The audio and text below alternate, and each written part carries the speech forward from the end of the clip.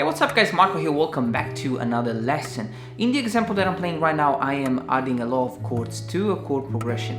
Precisely, I'm adding a lot of dominant chords.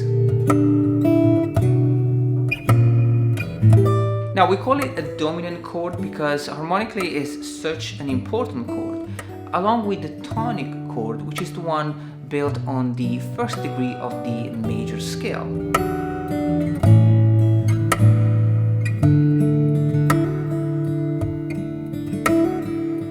Now, one of the main job of the dominant chord is to resolve to the tonic chord, and this is the reason why the 5-1 chord progression is so popular in almost any chord progression that we play. Another really popular chord progression is the 2-5-1, so playing the subdominant, the dominant, and the tonic. It's a pretty common chord progression, and we're going to add a lot of 2-5-1 to the chord progression that we're going to learn today. Now guys, the goal for this lesson is not to play as many dominant chords as possible, but we want to kind of see and learn how they sound and how we can use them wisely within a chord progression. So hopefully you're gonna like it. You can get the tab if you need it, check my Patreon page, and subscribe to this channel if you want to keep up with all the upcoming lessons. Now we're gonna have a close-up and we're going to get started. So enjoy this lesson on how to add dominant chords to a very simple chord progression. Alright guys, now the very first step is that you want to learn the chord progression. We got D, 1, 2, 3, and 4. The B minor for 4 counts. The G major for 4 counts. And then you have D for 2, the B minor for 2, the E minor for 2, and the A major for 2. Now the reasons why we want to understand for how many counts you want to play the chord is because then it's easy to fill in the gaps, okay, between the chord. Now we're going to start with the gap between the D and the G, the D and the B minor, the first and the second chord. So we have 4 counts, and I'm going to add an additional chord between the D and the B minor. So it's going to sound like this.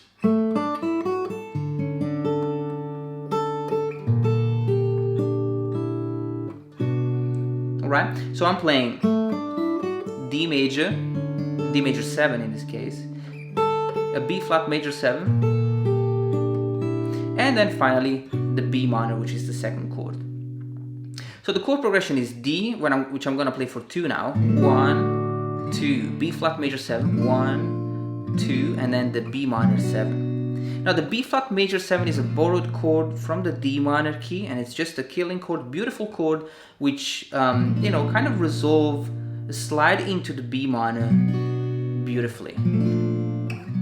Alright, now because we want to look cool, we're not just gonna strum the chord, we're gonna add a melody to it. So we are arpeggiating the D major chord on the G string fret number 2, the B string fret number 3, the top E string open, the E string fret number 2, and the E string fret number 5. And I'm playing this beautiful D major 7 chord, the D string open, the G string fret for number 6, which is the major 7, the B string fret number 3, and the top E string fret number 5. The top E string twice more, just to keep up with the melody. And then the beautiful B flat major 7. So I'm playing the low E string fret number 6, the G string fret 7, the B string fret number 8, and the top E string fret number 5. Root note 5th, 6th, root note major 3rd, major 6th, and major 7. This is a killing chord for your audience, but also for your fingers. It's pretty stretchy, so really take it step by step. Now the plucking pattern here is really important. You want to pluck low E string and top E string, B string, G string, and the top E string open. And I resolve to the B minor 7, and this is just a beautiful transition. So I'm kind of changing the B minor into B minor 7, and this is the low E string fret 7, the G string fret number 7, and the B string fret number 7. It's a very basic chord, and I'm only plucking 6, 3, and 2. Now from here there is the gap now between the B minor and the G major. We didn't really use any dominant chord yet, we're gonna do it now. So the B flat major is not like a dominant chord, it's just like a chord that I like. Okay, so now we're going to use the dominant chord. Now between the B and the G we have 4 counts. We have 1, 2, 3, 4, and then we go to the G. So we're gonna play like this, from the B flat.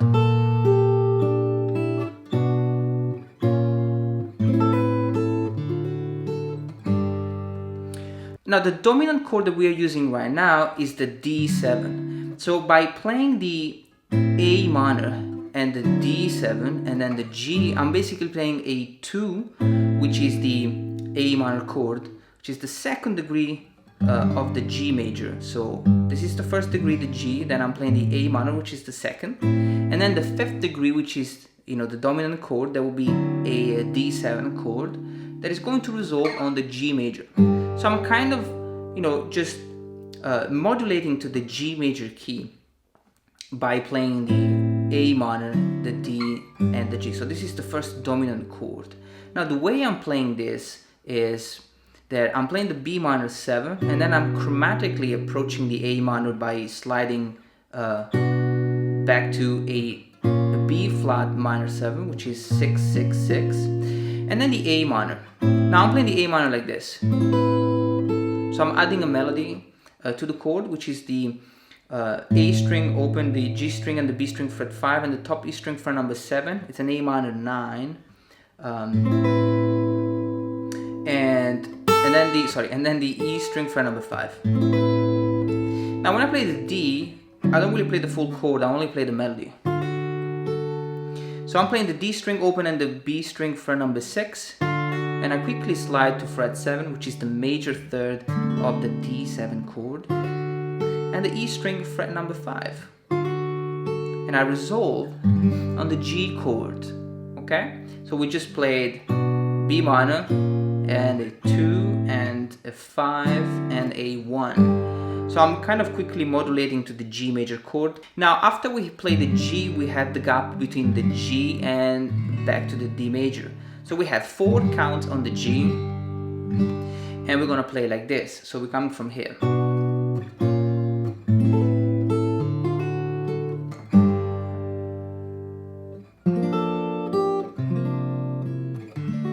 So I'm playing another 2, 5. So once I play the G major, I'm playing like this. 1, 2.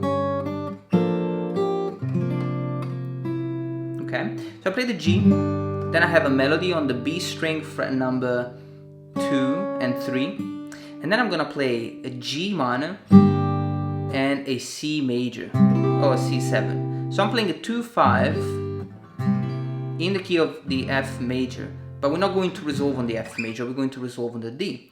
So, you play the G major, and I'm playing again a G minor 9. So the D, G, and B string fret number 3, and the top E string fret number 5, and the E string fret number 3. Now this is a beautiful chord, it's just a C suspended chord, and it's a bar chord on the fret number 3. We're playing the A, D, G, and B string. And then we play the B string fret number 5. So 2.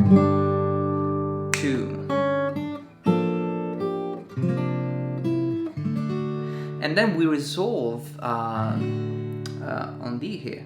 Beautiful chord progression, beautiful transition.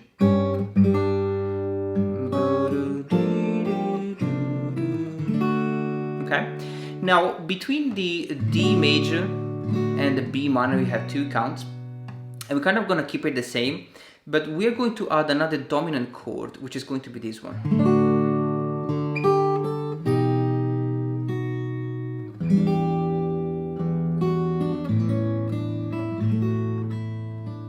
So you have D major, you want to pick the chord, bass note, E string fret number 3 and 5, and then we have the B minor, but we're going to change the B minor into a B dominant chord, and in order to add more tension, resolving to the E minor chord, okay? And I'm playing this beautiful flat 13, so it's a dominant B, a dominant 7, flat 13. And I'm playing it like this. The A string fret number 2, the B string fret number 4, and the top E string fret number 3. And then I resolve here on the E string fret number 2. E minor 7.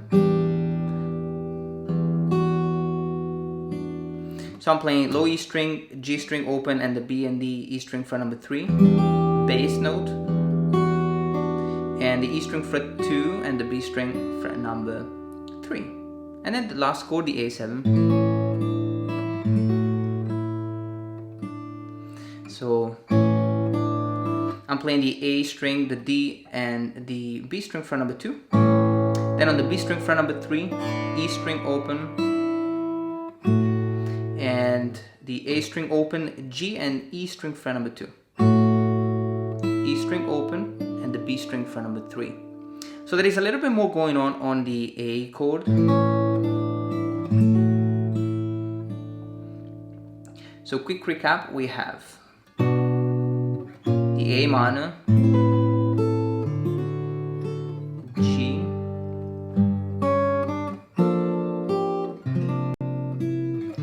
D, E minor,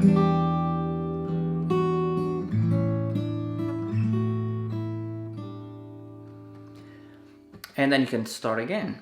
So really cool way to add dominant chords to a chord progression, guys. I hope you enjoyed this lesson, and I'll see you next time.